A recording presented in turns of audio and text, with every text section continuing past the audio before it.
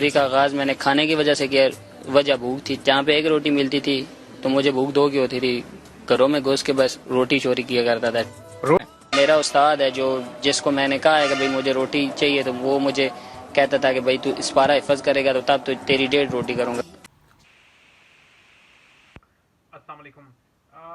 मैंने कोई 5-7 साल इस्लामाबाद में क्राइम और इसके हवाले से जो सोशल इश्यूज थे वो मैंने कवर किए। तो क्योंकि आजकल मैं बाहर आया हूँ, यूके में हूँ, तो मैंने सोचा कि ऐसी ऐसी चीज़ें हुई जो कि मैंने टीवी पे तो रिपोर्ट की, लेकिन मैंने इस तरह सोशल मीडिया पे अभी फेसबुक पे मैंने कुछ इस हवाले से लिखा भी।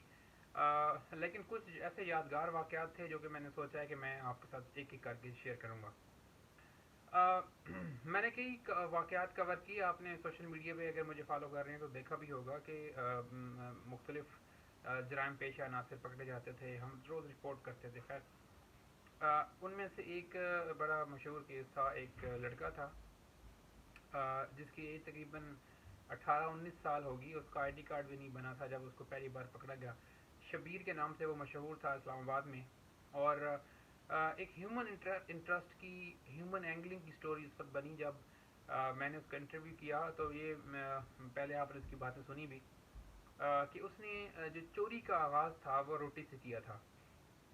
क्योंकि रोटी जो है वो कहते हैं कि भूख जो है वो इंसान को कुछ भी करवा देती सकती है। तो इस तरह एक मदरसे में पढ़ता था। मेरा मकसद ये है बताने का आपको कि किस तरह जराइम पेश अनासर जो हैं वो बनते हैं और भूख और जो हालात हैं उनको किस तरह से मजबूर करते हैं। एक मदरसे में ये पढ़ता था जहाँ पे इसको आधी रोटी मिलती थी और उसके बाद इसकी लेकिन भूख होती थी इसको 2 रोटियों की। उसके बाद करते करते ये इसने रोटी चोरी करना शुरू की वहाँ से। फिर एक दिन पकड़ा गया, इसको बहुत ज़्यादा मारा टीचर्स ने जो वहाँ पे मदरसे के मौलम थे।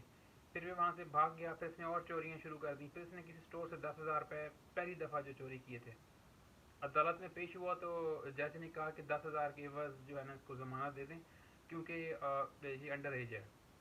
तो इसने जज को बड़े तारीखी अल्फाज कहे जो कि बाशऊर इंसानों के लिए और ऐसे माशरे जहाँ पर कोई इंसानी अकदार की कदर हो उनके लिए एक बहुत बड़े आई ओपनर थे। इसने कहा कि जज साहब, मैंने अपनी ज़िंदगी में कभी इकट्ठी 10 रोटियाँ नहीं देखी, तो मैं 10,000 रुपये आपको कहाँ से दूंगा। खैर, वो रिहा कर दिया जज साहब ने उसको। फिर बढ़ते बढ़ते ये बच्चा इतना ज़्यादा शातिर और इतना ज़्यादा ये चोर हुआ, इतना बड़ा चोर बना। और फिर फिल्म का एक बड़ा मशहूर ये डायलॉग भी बोलता है कि जी चोर क्योंकि अपने आप को कभी धोखा नहीं देता, तो इसलिए मैं अकेला ही चोरी करूँगा। खैर, उसके बाद इसने शिबली फराज के घर चोरी की, जो कि सेनेटर पीटीआई से जिनका ताल्लुक है, F7 में उनका घर है।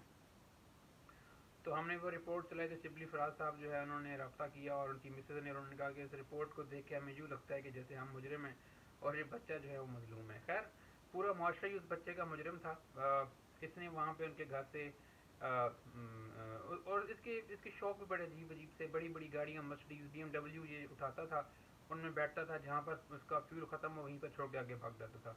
इस तरह इसने एक और वाक़या बताया कि एक दफ़ा इसको किसी टैक्सी में ये बैठा और हमेशा ये उबर या क्रीम की जो है ना वो लग्जरी गाड़ियाँ मंगवाता था। तो इसने जो है वो जो जिनके साथ बैठता था, किसी को लाख, किसी को 2 लाख, किसी को 5 लाख रुपए टैक्सी वाले को ये दे देता था।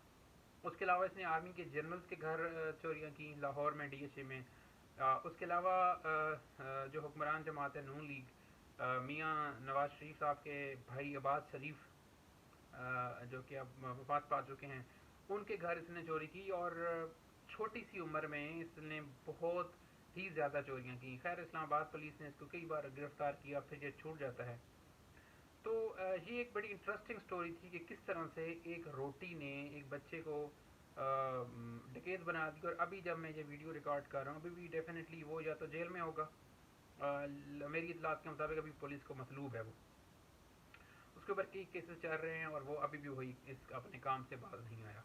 तो इस चीज़ को बताने का मकसद ये था कि मतलब मैंने आज तक जितने भी वाक़यात कवर किए हैं उसमें से ह्यूमन एंगलिंग होती है पीछे स्टोरीज़ के, लेकिन ये जो स्टोरी थी रोटी के हवाले से, एक रोटी ने कैसे एक चोर बनाया, तो मैंने स्टोरी की थी रोटी बंदा खा जाती है।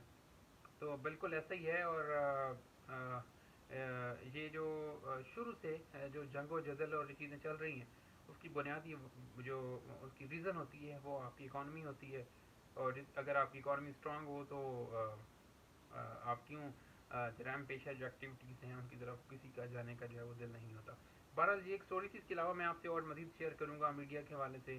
ایک میں نے بڑی مشہور تحریر لکھی تھی میڈیا انڈسٹری کا براہ راست پوسٹ مارٹم، اس طرح اور کئی ایسے سوشل انجسٹس تھے جس پر میں نے کوشش کی، اور کس طرح سے بڑے بڑے جو میڈیا کے بیٹھے ہوئے بڑے بابے ہیں انہوں نے ریٹیلیٹ کیا، لیکن اللہ نے کامیابی دی اور ہم نے پوری کوشش کی، کیونکہ ہمارا مقصد غریب اور مظلوم لوگوں کی مدد کرنا ہوتا تھا۔ بہرحال میں نے سوچا کہ جو کچھ واقعات پیش آئے ان کو ایک ایک کر کے ویڈیوز ولاگ کی صورت میں آپ کے ساتھ شیئر کروں۔